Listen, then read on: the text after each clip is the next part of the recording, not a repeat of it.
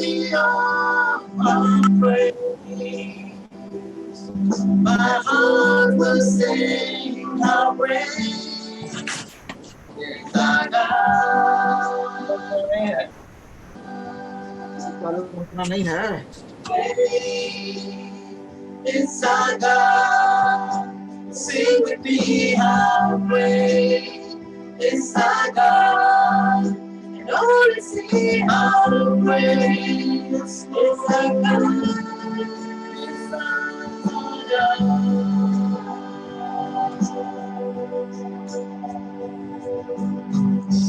Then sings my soul, my Savior God to thee.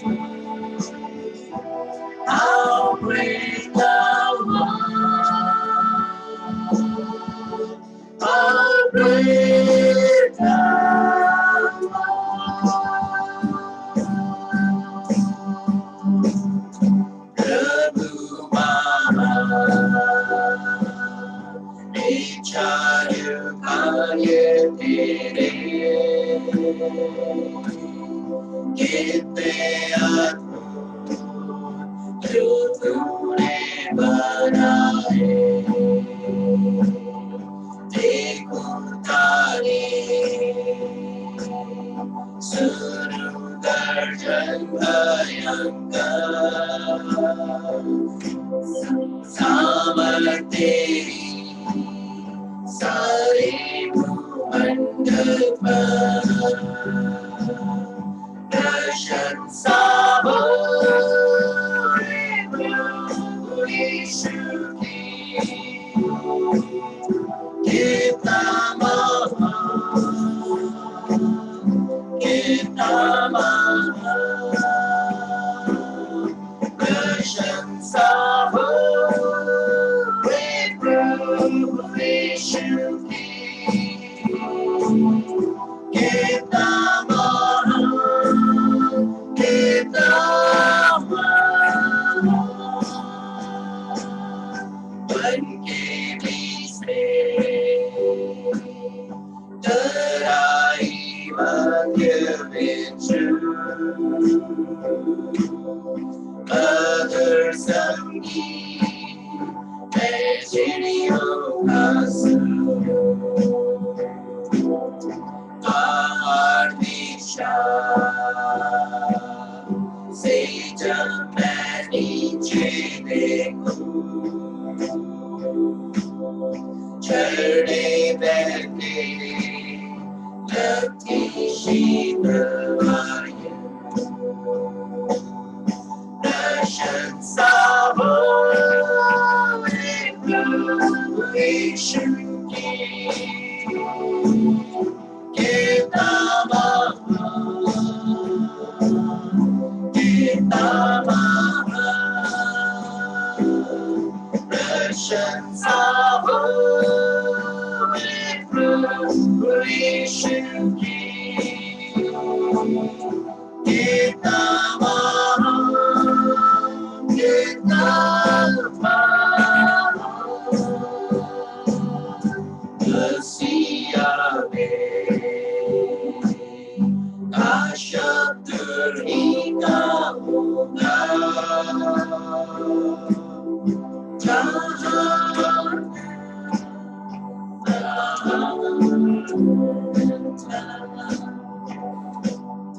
Tejugunga Sadadar Bhakti Dinka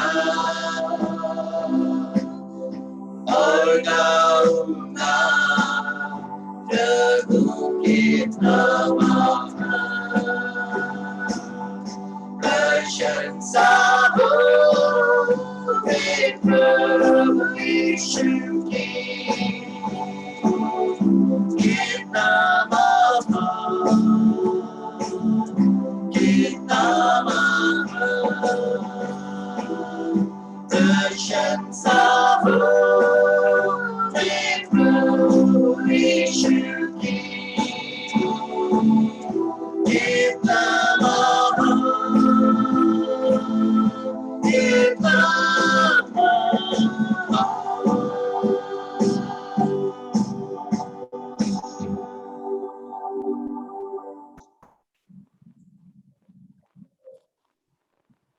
नाम धन्य है और वो महान प्रभु है।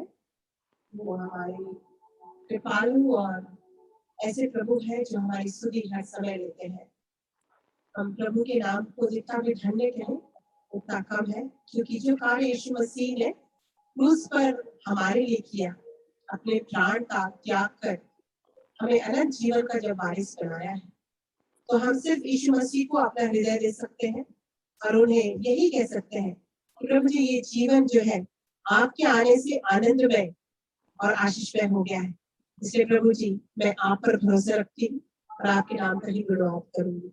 अगला गीत कहता है, यीशु का नाम जिंदगी का जाम, जिंदगी का दे वही आराम, क्योंकि हम जानते हैं कि यीशु मसीह के पास में ही आनंद की भरपूरी है।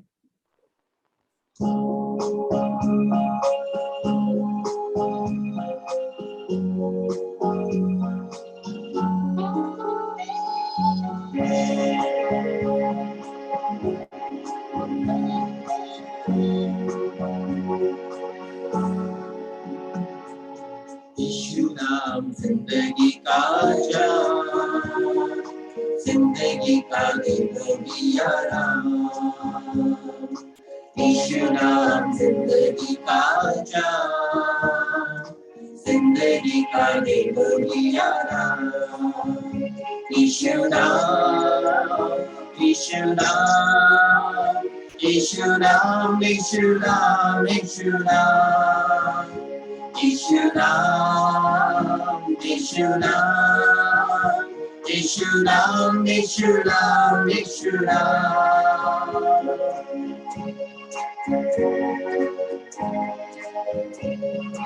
यीशु नाम मुक्ति दिलाए,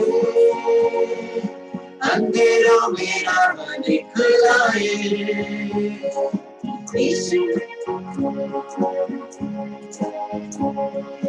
यीशु नाम मुक्ति दिलाए, अंधेरों में राह दिखलाए। खुले दीपों बंद आसमान, जिंदगी का दे आराम। खुले दीपों बंद आसमान, जिंदगी का दे आराम। यीशु नाम, यीशु नाम, यीशु नाम, यीशु नाम, यीशु नाम, यीशु नाम, यीशु नाम, यीशु नाम, यीशु नाम, यीशु नाम।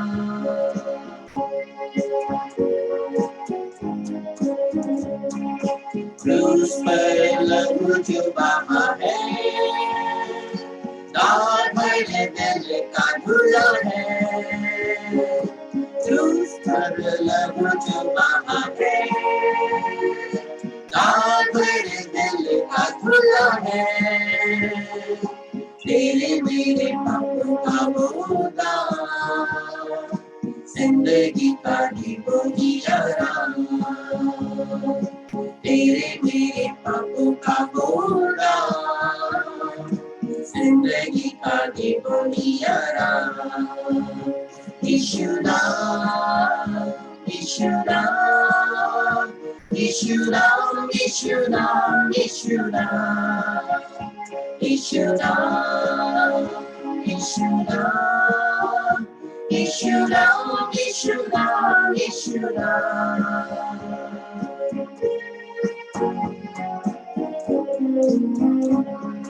झुक जाओ कदमों में सारे, फतह के मारो सब नारे। झुक जाओ कदमों में सारे, फतह के मारो सब नारे। दुनिया को दी कोई पैगाम, जिंदगी का दे दो आराम। दुनिया को दे दो पैगाम, जिंदगी का दे दो आराम। यीशु नाम, यीशु नाम, यीशु नाम, यीशु नाम, यीशु नाम, यीशु नाम, यीशु नाम, यीशु नाम, यीशु नाम, यीशु नाम, यीशु नाम जिंदगी का जाम, जिंदगी का दिन बढ़िया नाम, यीशु नाम जिंदगी का जाम, जिंदगी का दिन बढ़िया नाम, यीशु नाम, यीशु नाम, यीशु नाम, यीशु नाम, यीशु नाम, यीशु नाम, यीशु नाम, यीशु नाम, यीशु नाम, यीशु नाम।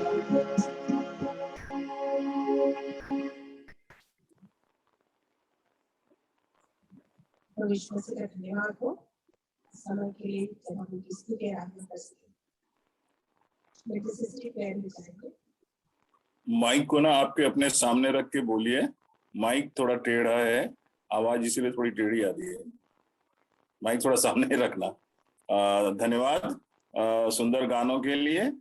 और ये लास्ट गाना बहुत अच्छा लगा। आप हम लोग को भी सिखाइएगा, हम लोग उसको सीखना चाहते हैं। ये यीशु नाम वाला गाना देसी गाना है। प्रभु का धन्यवाद हो। अब हम मध्यस्थता की प्रार्थना में जाएंगे। हमारे बीच में रेवरेंड राजेश मसीह राजस्थान से जुड़े हैं, जो हमारे प्रेयर वॉरियर हैं। उनसे अनुरोध करूंगा कि आज जो मुख्य विषय है प्रार्थना के, उसमें हमारी अगुवाई करेंगे। Thank you sir. प्रार्थना करेंगे। प्रार्थना में अपने सरों को झुकाएं और प्रभु की ओर ध्यान लगाएं।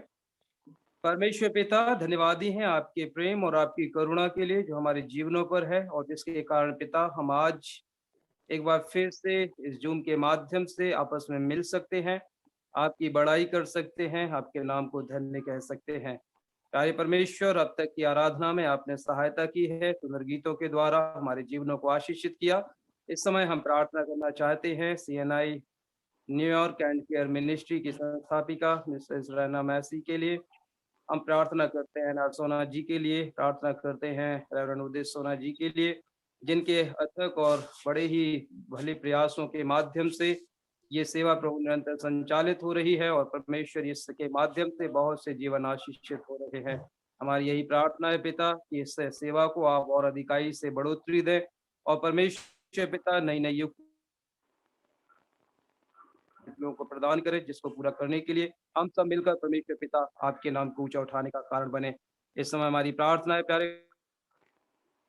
उन तमाम सात पासवानों के लिए, हमारी बहन मृदुलिनी के लिए, भाई विवेक के लिए, भाई रोहित के लिए, भाई मोसाहारी के लिए, भाई लेपचा के लिए, अपने आप को भी प्रभु आपके चरणों में रखते हैं। आपके दास रेवरेंड उदित सोना सर को आपके हाथों में सौंपते हैं।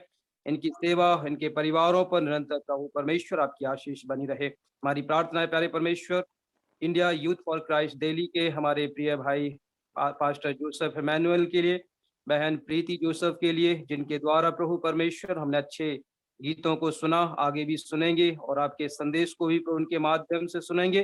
पिता, इनकी सेवा पर आपकी आशीष हो, उनकी सेवा को और अधिकाई से बढ़ोतरी दें, ताकि पिता ये दिल्ली क्षेत्र में ही नहीं परंतु और भी अन्य क्षेत्रों में भी पिता आपकी सेवा में आगे बढ़ने का कारण बनने पाए। जब हमारे भाई रोहित इस समय प्रभु यात्रा में हैं, उनकी यात्रा को हम मुबारक कर चाहते हैं प्रभु, प्रार्थना करते हैं कि उनकी सीहोर की यात्रा मुबारक हो और वो सुरक्षित अपने स्थान पर पहुंचकर आपकी बड़ाई कर सकें। हम अपने देश के लिए प्रार्थना करते हैं पिता। देश कई प्रकार की विपरीत परिस्थितियों से जूझ रहा है पिता। हमारी प्रार्थना है प्यारे परमेश्वर कि ये देश आपके अनुग्रह में निरंतर आगे बढ़ता जाए। जो कोरोना के कारण कई प्रकार की परिस्थितियां प्रभु बिगड़ गई हैं, उन सारी परिस्थितियों में सुधार के लिए हम आपकी ओर देखते हैं, आपसे प्रार्थना करते हैं पिता के देश को आप संरक्षित रखें। और जो प्रभु परमेश्वर कयास लगा जा रहे हैं कि आने वाले दिनों में तीसरी लहर भी आ सकती है, प्रभु परमेश्वर हम आपके नाम से तीसरी लहर को प्रभु परमेश्वर दूर करने की आपसे इल्तिजा करते हैं पिता। दया करें ताकि ये तीसरी लहर ना आने पाए, परंतु ये देश निरंतर आपकी सुरक्षा में बना रहे। पिता, हमारी प्रार्थना है जो भी परमेश्वर ऑनलाइन प्रीचर्स हमारे आते हैं, चाहे वो जूम के द्वारा, गूगल मीट के द्वारा, फेसबुक और यूट्यूब के द्वारा, हे प्रभु उन्हीं सेवकों को आप अपनी सेवा और कार्य में बहुत से इस्तेमाल करें, जो सचमुच आपके चुने हुए हैं और आपकी सेवा के लिए बुलाए गए हैं, जिन्हें अपनी बुलाहट का पूर्ण रीति से निश्चय है। क्योंकि बहुत से ऐसे जीवन उठ खड़े हुए प्रभु जो कई प्रकार की ऐसी शिक्षाओं को प्रदान करते हैं, जिनसे परमेश्वर पिता विश्वासी भटकते हैं। और सत्य का ज्ञान ना होने के कारण परमेश्वर पिता वो कई प्रकार की सांसारिक बातों में लिप्त हो जाते हैं। ऐसी बातों से पिता परमेश्वर आप रोक लगाएं, और परमेश्वर पिता हमारी आपसे यही प्रार्थना है कि सारी बातों में केवल और केवल आपके नाम की महिमा मिले। और होने दे परमेश्वर पिता की, चाहे बहाने से चाहे सच्चाई से, जिस किसी भी तरीके से हो, आपके राज्य का विस्तार हो, यही हमारी आपसे प्रार्थना है। बस जो सच्ची बातें हैं उन सच्ची बातों को प्रकट करने के लिए अपने सेवक सेविकाओं को अपनी आत्मा से भरें, ताकि पिता वो आपकी याव में होकर आपकी सेवा में संलग्न हो सकें। हमारे साथ जितने भी प्रिय लोग जुड़े हुए हैं, हर एक को उनके घरानों समेत आपके हाथों में सौंपते हैं। उन पर पिता हम आपकी आशीष चाहते हैं। यही प्रार्थना करते हैं पिता कि जिस उद्देश्य और मकसद से आपने हमारे जीवनों को, हमारे घरानों को चुना है, वो उद्देश्य निरंतर आपके नाम से पूरा हो और आपके राज्य का विस्तार हो सके। आगे के संपूर्ण समय को आपके हाथों में समर्पित करते हैं और इस विनती को हम अपने मुक्तिदाता प्रभु यीशु मसीह के नाम से मांगते हैं, आमीन। Thank you pastor Rajesh. Welcome sir. Pastor Rajesh ECI church Khetri Nagar के पास्टर हैं। उन्हीं की कलीसिया की एक सदस्य जो हमेशा हमारे साथ जुड़ती हैं, सुनीता लावनिया, वो हमारे लिए आज का वचन पढ़ेंगी। और आज का वचन पाया जाता है ओबदिया 1:1-7। ये बड़े संयोग की बात है कि कल इसी विषय पे प्रचार किया गया था, और प्रभु चाहता है कि हम फिर से एक और प्रचार ओबदिया के विषय में सुने। तो ओबदिया 1:1-7, ओबदिया 1:1-7 बहन सुनीता लवनिया पढ़ने में हमारी अगुवाई करेंगी। मैं पढ़ूंगी ओबद्याह की पुस्तक का अध्याय 1:1-7। एदोम का दंड। ओबद्याह का दर्शन। एदोम के विषय यहोवा यूं कहता है, हम लोगों ने यहोवा की ओर से समाचार सुना है, और एक दूत अन्य जातियों में यह कहने को भेजा गया है, तो हम उससे लड़ने को उठे। मैं तुझे जातियों में छोटा कर दूंगा, तू बहुत तुच्छ गिना जाएगा।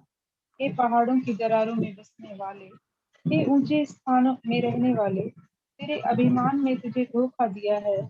तू मन में कहता है, कौन मुझे भूमि पर उतार देगा। परंतु चाहे तू उकाब के समान ऊंचा उड़ता हो, वरन तारागण के बीच अपना घोंसला बनाए हो, तो भी मैं तुझे वहां से नीचे गिराऊंगा। यहोवा की यही वाणी है। यदि चोर डाकू रात को तेरे पास आते, हाय तो कैसे मिटा दिया गया है, तो क्या वे चुराए हुए धन से तृप्त होकर चले न जाते। यदि दाँत के तोड़ने वाले तेरे पास आते, तो क्या वे कहीं कहीं दाग न छोड़ जाते। परंतु एसाव का धन कैसे खोज कर लूटा गया है, उसका धन कैसे पता लगा लगा कर निकाला गया है। जितनों ने तुझसे वाचा बांधी थी, उन सबों ने तुझे सीमा तक धकेल दिया है। जो लोग तुझसे मेल रखते थे, वे तुझको धोखा देकर तुझ पर प्रबल हुए हैं, और जो तेरी रोटी खाते हैं, वे तेरे लिए फंदा लगाते हैं। कुछ समझ नहीं है। परमेश्वर का वचन पढ़े जाने और सुने जाने पर आशीष। धन्यवाद। अब हम समय देना चाहेंगे इंडिया यूथ फॉर क्राइस्ट को। इसके पहले कि आप इंडिया यूथ फॉर क्राइस्ट के बारे में बताएं और आज के संदेश में हमारी अगुवाई करें, या जो भी आपका कार्यक्रम है, मैं रिक्वेस्ट करूंगा कि डॉक्टर रीना से, जो church of north Indian New York की फाउंडर है, आपको एक ऑफिशियल वेलकम करेंगी। तो मैं बहन रीना को आमंत्रित करता हूं कि आपको ऑफिशियल वेलकम करें।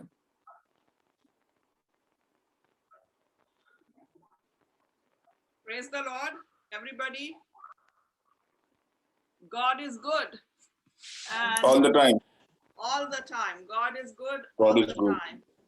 And it's a pleasure to see Brother Joseph and Sister Preeti from Delhi, from Youth for Christ Trans Jamuna Delhi organization. We welcome you here. And I saw you, Sister Preeti, when I think you were maybe 5 years old, with Mercy Auntie in Jaragaon. When I came to Jaragaon, long time back. And that time your dad was abroad and Mercy Auntie came with all 3 daughters. And you were very small, and all the 3 kids used to go around mom. and beautiful 3 daughters. I remember that scene. I still remember when I saw you with your mom. So now it's long time, and I see that though Mercy auntie and uncle are not with us, but it's beautiful to see you praising the Lord, and Brother Joseph, and you're leading a very big ministry from Delhi. And I'm privileged to know you, because Delhi, I'm also working in Delhi, having a project, and I'll discuss later. So, God bless you, and we welcome you all. Thank you so much, everybody. I praise you, God. Praise God for all of you.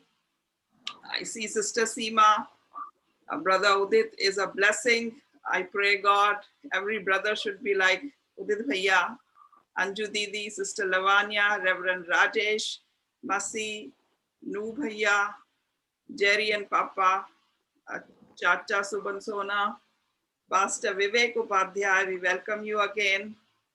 Bhaiya Subhash Sona, Asma, the beautiful daughter-in-law, and Saurabh. Thank you so much, everybody, for joining. God bless you all. Thank you. और अभी जो बाकी समय है आपका है, आप हमें आपकी सेवकाई के बारे में बताएं और आज का वचन आप हमें सुनाएं। समय आपका है। प्रभु का धन्यवाद है इस समय के लिए, और मैं सच में आनंदित हुई जान करके कि दीदी मम्मी थोड़ा पापा साउंड बढ़ाना, थोड़ा सा जोसेफ, थोड़ा साउंड बढ़ाओ अगर हो सकता है तो। आवाज आ रही है भैया? हाँ जी। ओके। सो मेरा दिल बहुत भारी, मतलब आनंद से भर गया जब दीदी ने मम्मी पापा को याद किया। मुझे पता भी नहीं था कि हमारी मुलाकात हुई होगी, बट प्रभु का धन्यवाद हो इस रिश्ते के लिए और इस समय के लिए, जब हम एक साथ मसीह में मिल करके स्तुति आराधना कर सकते हैं और प्रभु को धन्यवाद दे सकते हैं। इस वक्त मैं सच में आनंद से मेरा दिल भरा हुआ है, और मैं धन्यवाद देती हूँ उदित भैया को कि उन्होंने हमको ये अवसर दिया, और दीदी को जिन्होंने ये प्लेटफॉर्म हम सबों के लिए आयोजित किया है कि हम मिल करके प्रभु की आराधना कर सके। अपने और जोसेफ के बारे में मैं संक्षिप्त में बताना चाहूंगी कि जोसेफ और मैं शादी के बाद दिल्ली में आए, और जोसेफ यूथ फॉर क्राइस्ट के साथ पहले से ही काम कर रहे थे। उन्हें यूथ फॉर क्राइस्ट के साथ काम करते हुए 25 साल हो गए हैं, और मेरी दूसरी बेटी जब पैदा हुई उसके बाद मैंने यूथ फॉर क्राइस्ट सेवकाई ज्वाइन करी, और हम लोग को नई जिम्मेदारी दी गई कि हम लोग दिल्ली के ईस्ट इलाके पर और एनसीआर रीजन पे आकर के जवानों के बीच में प्रभु के वचन को बांटे। और हमने यहाँ पर 2008 में कदम रखा, और इस एनसीआर रीजन और ईस्ट दिल्ली में तब यूथ फॉर क्राइस्ट या जवानों के बीच में कोई भी सेवकाई इतनी ज्यादा नहीं हो रही थी। और प्रभु का हम धन्यवाद देते हैं कि पिछले 13 साल से प्रभु ने हमको ये अवसर दिया कि यहाँ के कलीसियाओं के साथ मिल करके, जवानों के साथ मिल करके हम प्रभु के वचन को बांट सकते हैं। यूथ फॉर क्राइस्ट का यही बोझ है कि हम हर जवान को जो हमारे कांटेक्ट में आता है उससे प्रभु से एक व्यक्तिगत रिश्ता हम करवा सकें, और हमारी यही इच्छा रहती है कि जवान लोग अपना जीवन जब प्रभु को देते हैं तो हम उन्हें एक ट्रेनिंग दे सके, उन्हें इस तरह से बिल्डअप कर सके कि वो अपनी कलीसिया में वापस जाकर के प्रभु के नाम को धन्य कहें और प्रभु की सेवकाई करें। और यूथ फॉर क्राइस्ट भारत में सन 1947 से है, और we are going to complete 75 years. और प्रभु का धन्यवाद हो कि प्रभु ने भारत में 40 विभिन्न क्षेत्रों में वाईएफसी की मिनिस्ट्री को स्थापित किया है और अपनी सेवकाई में अपने लोगों को इस्तेमाल किया है। दिल्ली में 2 सेंटर्स हैं, एक हमारा है ईस्ट दिल्ली में और एक वेस्ट दिल्ली में है, जो पूरे दिल्ली के दूसरे क्षेत्रों को ध्यान देते हैं। और हमारा यही विजन है कि हम प्रभु के वचन में मजबूत रहें और anchor to the rocks and gear to the time, that is our actually slogan, कि हम समय के अनुसार प्रभु के वचन को इस तरह से लोगों के साथ साथ खासकर जवानों के साथ बांटें कि उनका जीवन में भी प्रभु में मजबूत एक स्तंभ बन सके। और प्रभु का धन्यवाद देते हैं कि प्रभु ने अपनी योजना के अनुसार से जोसेफ और मुझे ये सेवकाई के लिए बुलाया और हम यहाँ पर जवानों के बीच में बाइबल स्टडी के द्वारा, कैंप के द्वारा, कॉन्सर्ट्स के द्वारा और सेमिनार्स के द्वारा, रिट्रीट और विभिन्न कार्यक्रमों के द्वारा हम जवानों को प्रभु के लिए प्रेरणा दे रहे हैं कि वो प्रभु के लिए अपना जीवन को दे। अभी पिछले हफ्ते हमारा एक कार्यक्रम था ध्वनि, जो कि फोकस करता है हिंदी गीतों के लिए। हमने देखा कि हिंदी में जो लोग जवान हैं उनके लिए ऐसा कोई प्लेटफॉर्म नहीं है जहां वो अपने टैलेंट का इस्तेमाल करके प्रभु की स्तुति आराधना कर सकें। इंग्लिश गानों का तो बहुत सारे लोग ऑर्गेनाइज करते हैं, तो हमारा यही बोझ था कि हम हिंदी स्पीकिंग जवानों को एक प्लेटफॉर्म दे सकें और हमने ध्वनि कार्यक्रम स्टार्ट किया जहाँ पे हम हिंदी गीतों के माध्यम से एक कॉन्सर्ट करते हैं। इस साल वो ऑनलाइन हुआ, पिछले 2 साल से ऑनलाइन हो रहा है और प्रभु का धन्यवाद हो कि जवानों ने उसमें भाग लिया। इस महीने के अंत में हमारा एक बाइबल क्विज कॉम्पिटिशन है इंटर चर्च जवानों के लिए और इस छोटे छोटे कार्यक्रमों के द्वारा हम जवानों को प्रेरणा देते हैं और उन्हें एनकरेज करते हैं कि वो प्रभु के वचन को पढ़े, प्रभु के ना सिर्फ वचन को पढ़े परंतु पढ़ते समय वे प्रभु के और नजदीक आए और अपना जीवन प्रभु को दे। तो वाईओसी के लिए मैं आपसे निवेदन करूंगी कि आप प्रार्थना में जरूर याद करें, क्योंकि हमारी मिनिस्ट्री जो है वो प्रार्थना के द्वारा, लोगों के सपोर्ट के द्वारा और लोगों के योगदान के द्वारा ही हम इसे आगे करते हैं। हमारी मिनिस्ट्री में हम 2 स्टाफ हैं, लेकिन हमारे साथ वॉलेंटियर्स बहुत होते हैं जो हमारे लिए बहुत बड़े हिम्मत का कारण है और उन वॉलेंटियर्स के द्वारा ही हम अपनी सेवकाई को और अंजाम देते हैं। तो आपसे निवेदन करूंगी कि आप हमारी सेवकाई के लिए जरूर प्रार्थना करें और जैसे प्रभु आपकी अगुवाई करता है हमसे बात करिए, हमारे से संपर्क करिए, अपने जवानों को हमसे मिलाइए ताकि हम प्रभु का वचन उन तक पहुंचा सके और उनको और प्रभु में आगे बढ़ा सके।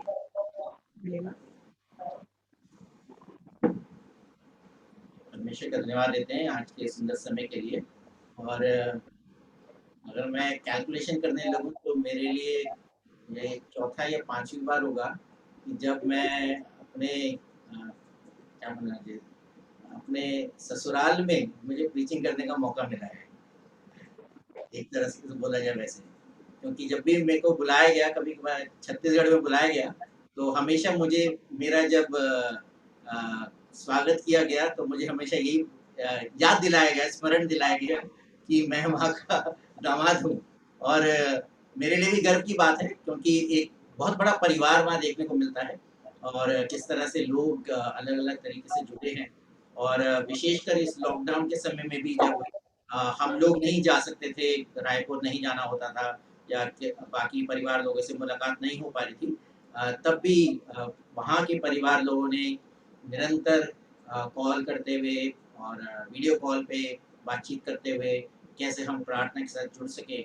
और ये सभा जो काफ़ी समय से चल रही है उसके बारे में सबसे पहली बार मैंने सुभाष भैया के पास जाना था कि इस तरह की सभा होती है। और मेरे को बहुत ही पहले आश्चर्य लगा कि कैसे हम लोग अपनी अपनी कलीसियाओं में तो मिलते ही हैं, लेकिन फिर भी शाम के वक्त संडे को फिर भी हम लोग समय निकालना चाहते हैं कि हम परमेश्वर के वचन में और परमेश्वर की आराधना में समय बिताएं। और ये सचमुच में परमेश्वर के द्वारा, परमेश्वर के आत्मा के द्वारा किया गया एक कार्य है जो आपके और मेरे जीवन में हम होते हुए देखते हैं कि हम उसके करीब आकर उसके वचन के अध्ययन में हम समय बिताएं, ताकि ना केवल हमारे आत्मिक रूप से हमारे जीवन में जागृति हो, लेकिन साथ साथ हमारे जीवनों के द्वारा दूसरे लोग भी आशीष पा सकें। तो बिना किसी समय को गवाते हुए हम आज के वचन की तरफ ध्यान देंगे और मुझे जैसे बताया गया और अभी शेयर भी किया गया कि ओबद्याह की किताब आप लोगों ने शायद कल या पता नहीं कब भी उसके बारे में चर्चा करी है, उसके ऊपर अध्ययन किया है। लेकिन हम आशा करते हैं और हमारा विश्वास है कि परमेश्वर की आत्मा जब हमसे बातचीत करती है अपने वचन के द्वारा, तो उसका वचन हर समय एक नई बात, एक नई ताजगी हमारे जीवन के लिए लेकर आता है। और इसी विश्वास के साथ मैं चाहूंगा कि हम यशायाह की किताब उसका 40वां अध्याय और उसकी 31 आयत को हम पढ़ेंगे, जिस आयत को हम लोग बहुत आयत से हम सुनते आ रहे हैं, उसके बारे में हमने गीत गाए हैं। और वो इस प्रकार से कहता है, परंतु जो यहोवा की बाट जोते हैं वे नया बल प्राप्त करते जाएंगे, वे उकाबों के समान उड़ेंगे, वे दौड़ेंगे और श्रमित ना होंगे, चलेंगे और थकित ना होंगे। तो हम पाते हैं किस प्रकार से यशायाह जो है वो निरंतर हर एक को प्रोत्साहित करता है कि कैसे हमें एक उकाब के समान अपने जीवन को जीना है। और जब हम उस उकाब के समान अपने जीवन को जीते हैं, तो कैसे हम अपने जीवन में ना केवल प्रोत्साहन को प्राप्त करेंगे, लेकिन हम ऊंचाइयों पर उड़ते हुए परमेश्वर की महानता को महसूस कर पाएंगे। लेकिन इसका एक दूसरा रूप भी है, जिस पर मैं चाहता हूं कि हम ध्यान दें कि हम जब ओबद्याह की किताब पढ़ते हैं तो वहां पर हमें क्या देखने को मिलता है। और उसको देखने से पहले आइए हम छोटी सी प्रार्थना करेंगे ताकि परमेश्वर अपने वचन के द्वारा हमारी अगुवाई करे। पिता परमेश्वर, हम धन्यवाद देना चाहते हैं आज के सुंदर दिन के लिए। हम आपके आभारी हैं प्रभु, क्योंकि आप हमारे ऐसे परमेश्वर हैं जो अपने वचन के द्वारा निरंतर हमसे बोलते हैं और बातचीत करते हैं। हमारी प्रार्थना और विनती है प्रभु कि आज हम ओबद्याह की किताब में से प्रभु तेरे वचन की गहराइयों को समझने की कोशिश करते हैं, तो होने दे प्रभु कि आप हमारे मनों को कायल करें प्रभु, हम अपने मनों को जान सकें, परख सकें, और इस बात को एक बार फिर से अपने जीवन में एहसास दिलाएं कि हमारा रिश्ता अपने परमेश्वर के साथ, अपने सृष्टिकर्ता के साथ एक करीबी रिश्ता होना कितना अनिवार्य है। हमारी प्रार्थना प्रभु कि आज की हमारे इस वचन के अध्ययन के समय को प्रभु आप आशीषित करें और हमारी आत्मा के लिए जो रोटी की आवश्यकता है प्रभु, उसको अपने अनुग्रह में प्रभु हमें देकर हमें तृप्त करें। प्रभु यीशु मसीह के नाम से मांगते हैं, आमीन। ओबद्याह की किताब के बारे में अगर थोड़ी भूमिका दी जाए तो हम पाते हैं कि वो पुराने नियम की सबसे छोटी किताब है। और जब ये सबसे छोटी किताब इसको हम देखते हैं तो काफी बार हमको ये देखने को मिलता है कि ऐसी छोटी सी किताब से परमेश्वर क्या हमसे बातचीत कर सकता है। हम लोग विशेषकर ध्यान देना चाहते हैं उन लोगों के जीवन शैली को हम पढ़ते हैं कि जैसे इब्राहिम हो गया, इसहाक हो गया, याकूब हो गया, दाऊद हो गया, मूसा हो गया, यहोशू हो गया। हम उनके जीवनों को देखना चाहते हैं, उनके जीवन से परमेश्वर हमें क्या सिखा सकता है, हम उस पर ज्यादा ध्यान देते हैं। और जब आगे बढ़कर जब यशायाह, यिर्मयाह इनकी भविष्यवाणियों के बारे में पढ़ते हैं, और इसके बाद जब जो माइनर प्रॉफिट, जो छोटे छोटे नबी थे, उनके बारे में जब हम पढ़ने की कोशिश करते हैं तो कभी कभार हमारा ध्यान उस पर नहीं जाता। यहाँ तक कि कई लोगों का ऐसा मानना है कि अगर पुराने नियम को अगर हम पढ़ें तो उसमें हमें कुछ नहीं मिलेगा। हम तो नए नियम के लोग हैं, हम तो नए नियम में रहने वाले लोग हैं, नई पीढ़ी के लोग हैं, और इसलिए पुराने नियम का हमारे जीवन से कोई अस्तित्व नहीं, कोई लिंक नहीं है। लेकिन हम धन्यवाद देना चाहते हैं कि परमेश्वर ने पुराने नियम को उससे रखा और उसको निर्धारित किया और उसको हमारे सामने भी प्रस्तुत किया है, ताकि उससे हम आज के युग में भी हम सीख पा सकें कि हम कैसे अपने जीवन को टटोल कर, जांच कर, परख कर अपने जीवनों को परमेश्वर के अनुसार आगे बढ़ा सकते हैं। तो जो भाग हमारे सामने पढ़ा गया, पहला जो ओबद्याह की किताब और उसका 1 से 7 आयत जो हमारे बीच में पढ़ी गई, उसमें मैं आपका ध्यान ले जाना चाहूंगा चौथी आयत की तरफ। चौथी आयत में हम पढ़ते हैं, वहां पर लिखा जाता है, परंतु चाहे तू उकाब के समान ऊंचा उड़ता हो, वरन तारागण के बीच अपना घोंसला बनाए, तो भी मैं तुझे वहां से नीचे गिराऊंगा यहोवा की यही वाणी है। और जब इस विचन को सिर्फ हम इसके संक्षिप्त रूप में ऐसे ही देखें तो हमको ऐसा लगेगा कि क्यों ऐसा परमेश्वर कहना चाहता है, क्यों परमेश्वर ऐसी भविष्यवाणी कर रहा है, क्यों परमेश्वर ऐसी एक अपना कोप इन लोगों के ऊपर डाल रहा है, क्यों। और जब हम इसकी भूमिका में वापस जाते हैं तो हमको पता लगता है कि जो इडोमाइट्स थे, यानी कि ईसाओ के देश के वंश के जो लोग थे, वो हमेशा इस्राएली समाज के हमेशा विरुद्ध रहते थे। याकूब के साथ वो कभी भी घुल-मिल नहीं पा रहे थे और हमेशा उनके बीच में लड़ाई होती थी। हम पाते हैं समाज में हमेशा अगर भाई-बहन के बीच में चाहे कितना भी मनमुटाव क्यों ना हो, लेकिन कभी-कभार ऐसी परिस्थिति आ जाती है कि ऐन वक़्त पर अगर कोई तकलीफ में है तो हम लोग आगे बढ़ते हैं, सहायक बनते हैं, सहायता देते हैं। लेकिन इस क्षेत्र में अगर देखा जाए तो जो इडोमाइट्स थे वो किसी भी तरीके से इसहाक के वंश के लोगों के साथ यानी इस्राएली लोगों के साथ संगति नहीं करना चाहते थे। और वहां पर हम पाते हैं, अगर हम इसकी पूरी भूमिका देखेंगे तो वो पहाड़ों पर ऊंचे रहते हुए वो सोचते हैं कि अब हमने उस मुकाम को पा लिया है जहां से हमें कोई गिरा नहीं सकता। हम उस मुकाम पर पहुंच गए हैं जहां से हम नीचे नहीं उतरेंगे। हम उस स्थान पर पहुंच गए हैं जहां पर अब हम हमेशा स्थिर रहेंगे। और वहां पे जो पर्वत बताए जाते थे, जो माउंट पेट्रा जो है, उस माउंट पे वो लोग, उस पर्वत पे वो लोग रहते थे और उनका ये मानना था कि अब हमें यहाँ से कोई नहीं गिरा सकता। और इसलिए घमंड उनके जीवन में आ जाता है, उनके जीवन में ऐसी जो भावना आ जाती है कि अब हम सबसे ऊंचे स्तर पर हैं, अब हम सबसे ऊपर हैं। और वहां पर हम देखते हैं कि परमेश्वर उनको नापता है, तौलता है और उनको अपने आप को परखने के लिए मजबूर करता है। आप और मैं भी जब हम अपने जीवन को इस 21वीं शताब्दी में जी रहे हैं तो हम पाते हैं कि कितनी बार हमारे जीवनों में भी बहुत सी बार ऐसे समय आते हैं जब हम सोचते हैं कि हमने उस चीज को, उस मुकाम को हासिल कर लिया है और अब हमारे सामने कोई नहीं आना चाहिए। लेकिन परमेश्वर अपने वचन के द्वारा कुछ बातों को हमें सिखाना चाहता है कि कैसे हमें अपने जीवनों को दीनता और नम्रता के साथ परमेश्वर के सामने अर्पित करते हुए हमें आगे बढ़ना है। कुछ चीज़ों को मैं बताना चाहूँगा और दर्शाना चाहूँगा कि कैसे परमेश्वर कुछ अच्छे जो शिक्षा है हमें इस भाग से सिखाना चाहता है।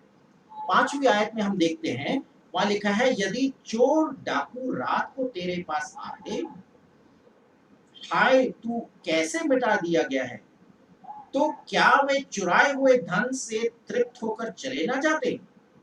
यदि दाख के तोड़ने वाले तेरे पास आते तो क्या वे कहीं कहीं दाख ना छोड़ जाते? पहली बात जो हमें यहाँ सीखने को मिलती है वो ये कि कितनी बार हम लोभी बन जाते हैं। We are very greedy people. हम चाहते हैं कि हमारे जीवन में हर चीज मिल जाए। हम लोग जब टीवी एडवर्टाइजमेंट्स देखते हैं, हमेशा एडवर्टाइजमेंट्स में यही प्रदर्शित किया जाता है कि जो चीज आपके पास है वो आपके लिए काफी नहीं है, आपको उससे कुछ बढ़कर चाहिए, है ना। जवानों के साथ हम लोग बातचीत करते हैं हर रोज और कितनी बारी हम लोग उनके जीवन को देखते हैं तो हम पाते हैं कि आजकल के युग में हर तीसरे महीने और हर दूसरे महीने एक नया मोबाइल आ जाता है मार्केट में और उस जवान को, उस व्यक्ति को ये बताया जाता है कि जो मोबाइल आपके पास है वो अब आउटडेटेड हो गया है, अब एक नई चीज आपको अपनानी चाहिए। और नौजवान आजकल इतने कमा भी रहे हैं कि वो सोचते हैं कि भैया हर 6 महीने में तो बदल ही लेना चाहिए, कुछ नहीं तो कम से कम 1 साल भर बदल लेना चाहिए, नया मोबाइल फोन ले लेना चाहिए। आपके उस मोबाइल में कुछ प्रॉब्लम नहीं होगी, आपके उस हैंडसेट में सब सही चल रहा होगा, लेकिन फिर भी आपके और मेरे प्रति हमारे सामने ऐसे प्रदर्शित किया जाता है कि हमको और कुछ चाहिए। कहानी बताई जाती है एक ऐसे व्यक्ति के बारे में जिसके सामने एक ऐसा पड़ाव रखा था कि अगर आप दिन भर में जितने भी क्षेत्र में भाग सकते हैं आप भाग लीजिए, और जिस जिस क्षेत्र में आप भागेंगे वो क्षेत्र आपका हो जाएगा, इट विल बी योर्स। और इस व्यक्ति ने बड़े प्लानिंग के साथ सुबह सुबह उस दौड़ की शुरुआत करी और पूरे दिन भर दौड़ता रहा। जहां जहां वो गया उसने देखा कि वो आगे वाला स्थान वो अच्छा दिख रहा है, वो ये वाला स्थान ये तो और भी अच्छा है, ये भी ले लेना चाहिए। और पूरा दौड़ता रहा दौड़ता रहा दौड़ता रहा। फाइनली जब आखिर में शाम को अपने उस स्टार्टिंग पॉइंट पे वापस आया तो वहां पर आके वो गिर गया और उसकी मृत्यु हो गई। हासिल तो सब कुछ कर लिया लेकिन अपने जीवन को गंवा बैठा। और आप और मैं भी जब हम इस संसार में जीते हैं, जब अपने समाज में जीते हैं, तो हमारे सामने भी ऐसे प्रदर्शित किया जाता है कि जितना बटोर लो उतना ज्यादा अच्छा है। It will be good for you.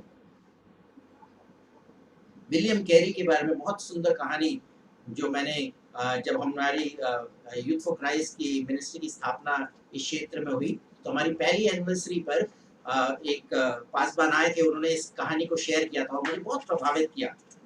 William Carey जब कलकत्ता में श्री रामपुर में जब वो आए सेवकाई को अंजाम देने के लिए, तो उनकी जो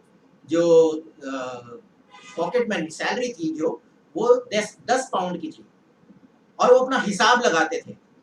और 10 पाउंड की सैलरी में जब वो अपना हिसाब लगाते थे, उन्होंने देखा कि उनका जो जितना भी खर्चा है, उनका खुद का परिवार का खर्चा, उनका खाने पीने का खर्चा, उनका ट्रैवल का खर्चा और उनकी मिनिस्ट्री के जितना भी खर्चा था, और खूब सारी चीजें वो प्रिंट करते थे, लोगों के साथ लोगों की हेल्प कराते थे। उन्होंने देखा कि उनका जितना भी खर्चा है वो 7 पाउंड का होता है, तो 3 पाउंड बच जाते थे और उन्होंने उस 3 पाउंड को बचाना शुरू किया। 1 साल बाद जब उनके पूरे कार्य के जब असेसमेंट हुआ तो उनको 50% सैलरी का हाइक मिला। आज के जमाने में 50% सैलरी की हाइक मिल जाए तो हम लोग बहुत खुश होंगे, और शायद विलियम कैरी भी बहुत खुश थे। और उन्होंने कि अब 10 से मेरे $15 हो गए हैं, अब मैं और बचा सकता हूँ और काम में ला सकता हूँ। लेकिन हम देखते हैं कि उन्होंने अपने जीवन का एक अलग ही उसूल बना रखा। 10 पाउंड से वो 7 पाउंड अपने जीवन के लिए खर्च करते थे, 3 पाउंड वापस परमेश्वर की सेवकाई के लिए डालते थे। और अब 15 पाउंड में उन्होंने देखा कि आज भी उनका खर्चा 7 पाउंड का ही है और बाकी सारे 8 पाउंड उन्होंने वापस परमेश्वर की सेवकाई में डाले। धीरे धीरे करके उनकी सैलरी बढ़ती है, खर्चा थोड़ा बढ़ा लेकिन जितना भी बचा उन्होंने वापस सारा परमेश्वर की सेवकाई में डाल दिया। लेकिन हमारे जीवनों में कितनी बार ऐसा होता है कि हमें जितना मिल जाए उतना हमारे लिए कम है। जितनी हमारी सैलरी बन जाती है या बढ़ जाती है उतना ही हमारी जरूरतें हमारी बढ़ती जाती है। परमेश्वर का वचन हमें सिखाना चाहता है कि कैसे हमें लोभी नहीं बनना है। Greedy should not be part of our lifestyle. 6वीं और 7वीं आयत में अगर हम देखेंगे तो वहां पर लिखा है कि परंतु एसाव का धन कैसे खोज कर लूटा गया है, उसका गुप्त धन कैसे पता लगा कर निकाला गया। उसका गुप्त धन ढूंढ ढूंढ के निकाला गया है। जितनों ने तुझसे वाचा बांधी थी उन सबों ने तुझे सीमा पर ढकेल दिया। जो लोग तुझसे मेल रखते थे वे तुझको धोखा देकर तुझ पर प्रबल हुए, और जो तेरी रोटी खाते हैं वे तेरे लिए फंदा लगाते हैं, उसमें कुछ समझ नहीं है। डिसलॉयल्टी, विश्वासघाती वाला जीवन हम देखते हैं यहाँ पर प्रदर्शित किया जाता है कि कैसे अपने परिवार के प्रति जब उनकी सहायता करनी चाहिए थी वो सहायता नहीं करते, उनके विरुद्ध हो जाते हैं। हम कुछ आयतों को पढ़ेंगे, भजन संहिता और उसका 69 और उसका 22 वर्स। भजन संहिता 72 और उसकी 22वीं आयत। और वहां पे इस प्रकार से लिखा है, उनका भोजन उनके लिए फंदा हो जाए और उनके सुख के समय जाल बन जाए। सब उन्होंने पा लिया, लेकिन वो जो चीजें, जो अच्छी चीजें थी, वही उनके लिए उनके जीवन के एक रुकावट का कारण बन गए। सुख और शांति हम लोग सब चाहते हैं, लेकिन वो सुख और शांति हमने अपने जीवन में किस तरीके से पाया है, परमेश्वर चाहता है हम उस पर भी अपने आप को परखें और जांचें। क्या मैंने कोई सुख और शांति अपने जीवन में किसी और के ऊपर रौंद के पाया है, या मेरे जीवन में कुछ ऐसा मैंने अनजाने में कर दिया हो जिससे मुझे तो अच्छा लग रहा है, मुझे तो फायदा हो रहा है, लेकिन दूसरे को दुख पहुंच रहा है। हमें अपने जीवन में निरंतर एक दूसरे के प्रति विश्वास योग्यता से प्रदर्शित होना है, क्योंकि अगर हम आपस में विश्वास योगी जीवन नहीं जी सकते तो कैसे हम परमेश्वर के प्रति भी विश्वास योगी जीवन जिएंगे। और हम देखते हैं कि ईसाव के घराने के लोग, उन्होंने कितनी आशीष परमेश्वर से पाई, लेकिन वो परमेश्वर की महिमा के हमेशा दूर ही रहे। तीसरी बात हमें जो देखने को मिलती है, अगर 8वीं और 9वीं आयत में हम पढ़ते हैं, यहोवा की ये वाणी है, क्या मैं उस समय एदोम में से बुद्धिमानों को और ईसाव के पहाड़ में से चतुराई को नष्ट न करूंगा। हे तेमान, तेरे शूरवीरों का मन कच्चा हो जाएगा और यूं ईसाव के पहाड़ का हर एक पुरुष घात होकर नष्ट हो जाएगा। परमेश्वर चाहता है कि आप और मैं जब एक कलीसियाई रूप से एक संगति में हम जीते हैं और बढ़ते हैं, एक परिवार में हम जीते हैं, तो एक दूसरे पर भरोसा करना कितना अनिवार्य है, कितना जरूरी है। लेकिन हम यहाँ देखते हैं कि ईसाव और याकूब के घराने के बीच में भरोसा नहीं था। एक दूसरे के ऊपर वो ट्रस्ट नहीं कर पा रहे थे, एक दूसरे के विरुद्ध अपने जीवन को जी रहे थे, और वहां पर परमेश्वर का कोप आता है। क्यों? परमेश्वर कोप क्यों आता है? हम देखते हैं कि परमेश्वर हर चीज का हिसाब रखता है। किसके जीवन में क्या चल रहा है, मेरे जीवन में क्या चल रहा है, आपके जीवन में क्या चल रहा है, हर चीज का परमेश्वर हिसाब रखता है। चाहे वो उसी समय पर उसके विरुद्ध कार्य ना करे, चाहे वो उसी समय में उस व्यक्ति के विरुद्ध में उसके ऊपर दंड की आज्ञा ना लिख दे, लेकिन परमेश्वर उस पर ध्यान रखता है कि इस व्यक्ति ने इस प्रकार से किया। अय्यूब के जीवन में हम देखते हैं, अय्यूब ने विश्वास योग्यता से अपने परमेश्वर के सामने अपने जीवन को जिया। और उस पहले अध्याय में अय्यूब के हम पढ़ते हैं कि उसने अपने जीवन में सब कुछ खो दिया। शैतान ने जब उसके ऊपर विपत्ति डाली तो उसने अपना सब कुछ खो दिया, लेकिन परमेश्वर उन चीजों को भी ध्यान रख रहा था। और जब आशीष दी वापस, तो ना केवल जो कुछ उसने खोया था वो उसने पाया, लेकिन उससे भी बढ़कर परमेश्वर ने उसको आशीष दी। The Lord even looks at everything that we miss out, but the Lord also looks at everything that we are doing against Him. परमेश्वर हर चीज का हिसाब रखता है, हर चीज का ध्यान रखता है। मेरी प्रार्थना है हम में से हर एक के लिए कि हम भी अपने जीवन में हमेशा अपने परिवारों में, हमेशा अपने दोस्तों में, हमेशा अपनी कलीसियाओं में इस प्रकार से संगति रखें कि हमारे जीवन में कभी भी लोभ ना आए, हम एक दूसरे के प्रति हमेशा विश्वास योग्य रहें और हम एक दूसरे के जीवनों में हम भरोसा दिलाएं। That we'll be trustworthy, that we'll be dependent on one another. अकेले में हम बहुत कुछ कर सकते हैं, लेकिन सब मिलकर जब हम कुछ करते हैं तो बहुत परमेश्वर के लिए हम उसके लिए आदर और महिमा और सम्मान को और गौरव को हम प्राप्त कर सकते हैं। और परमेश्वर की ये इच्छा है कि आपके और मेरे जीवन से वो निरंतर अपनी महिमा को प्रकट करें। जब कलीसिया संगति की जब बात करता हूँ, इसी फेलोशिप की बात करता हूँ, तो यहाँ पे मुझे काफी सारे कॉमन नेम्स दिखाई देते हैं। कॉमन सरनेम्स एटलीस्ट दिखाई देते हैं। परिवार लोग जुड़े हैं और उसमें साथ साथ जो जो जो पोस्टर देखा था मैंने, उसमें देखा था कि प्रार्थना क्या है बोले भैया, क्या क्या टाइटल है उनका? Prayer warriors, is it right? Prayer vision 7 pastor. या सबका एक मिशन है, सबका एक उद्देश्य है, सबके दिल एक साथ जुड़े हैं ताकि एक कार्य को अंजाम दे सके। द विजन इज देयर, एक उद्देश्य है अपने जीवन का। नीति वचन बहुत सुंदर रीति से लिखा है जो हमारे लिए और आपके लिए चेतावनी है। Where there is no vision, people perish. Where there is no vision, people perish. और ये जो शब्द विजन है ये बहुत इंपॉर्टेंट है, ये आप जानते हो, मैं जानता हूँ। लेकिन उसके साथ साथ जो शब्द लिखा है पेरिश, वो भी बहुत ही इंपॉर्टेंट शब्द है, क्योंकि ये वही वाला पेरिश है जो हम देखते हैं यूहन्ना 3:16 में।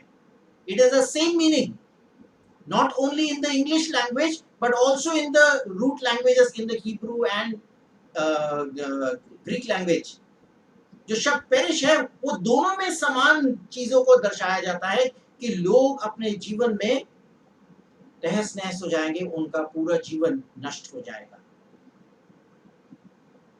और इसलिए अगर हम इन दोनों भागों को जोड़ते हैं तो हमें जानना बहुत जरूरी है कि जो हमारा विजन वो ये होना चाहिए कि हर एक व्यक्ति परमेश्वर प्रभु यीशु मसीह के सुसमाचार को जाने, प्रभु यीशु मसीह के शुभ संदेश को अपने जीवन में स्वीकार करे और उसके पीछे पीछे चलते हुए एक चेले के रूप में अपने जीवन को जीते हुए उसको महिमा और आदर सम्मान दें।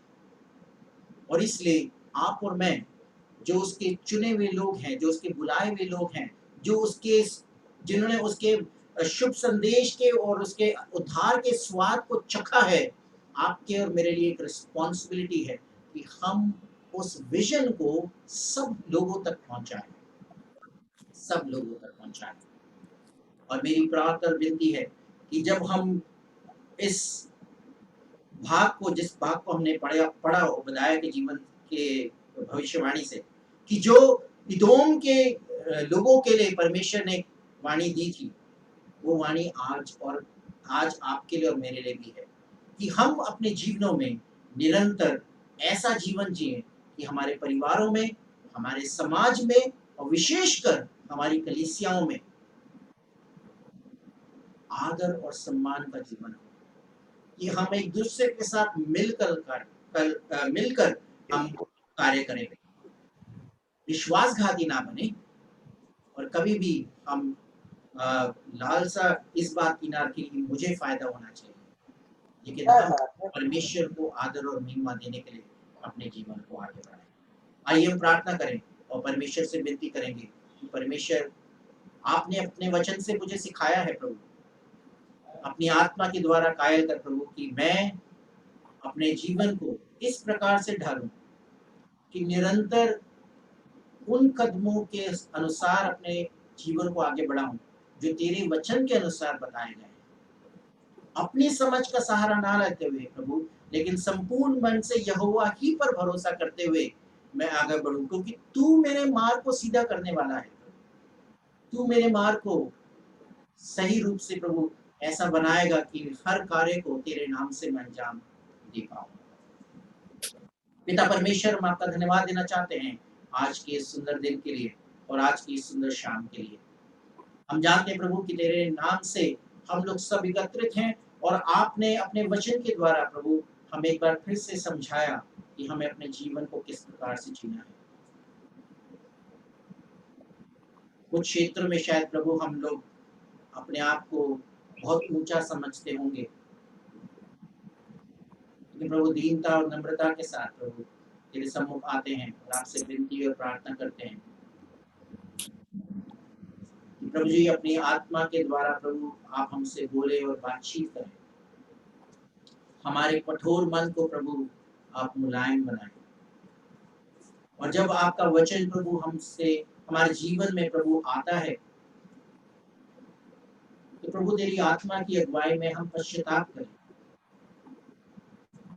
मुझे नहीं मालूम प्रभु कि हम में से हर एक के जीवन में क्या चल रहा है, लेकिन आप परमेश्वर हैं जो जानते हैं, और हम आपसे कुछ नहीं छिपा सकते। मैं आपसे कुछ नहीं छिपा सकता।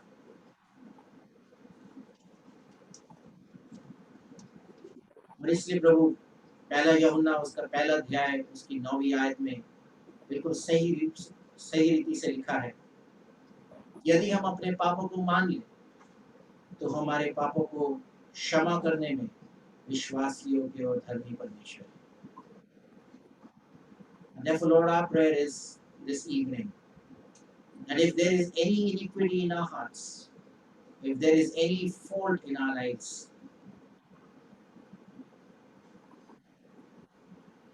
it might not be visible to us, but we pray that you would expose it to us. कि प्रभु हम जान सके कि हम किस लेवल पर हैं और हमें किस प्रकार की आपकी करुणा की जरूरत है। धन्यवाद देते हैं प्रभु, आज आपने हमसे बातचीत करी। इस पूरे हफ्ते भर प्रभु आप हमारी अगुवाई करें। प्रभु यीशु मसीह के मधुर और मीठे नाम से मांगते हैं।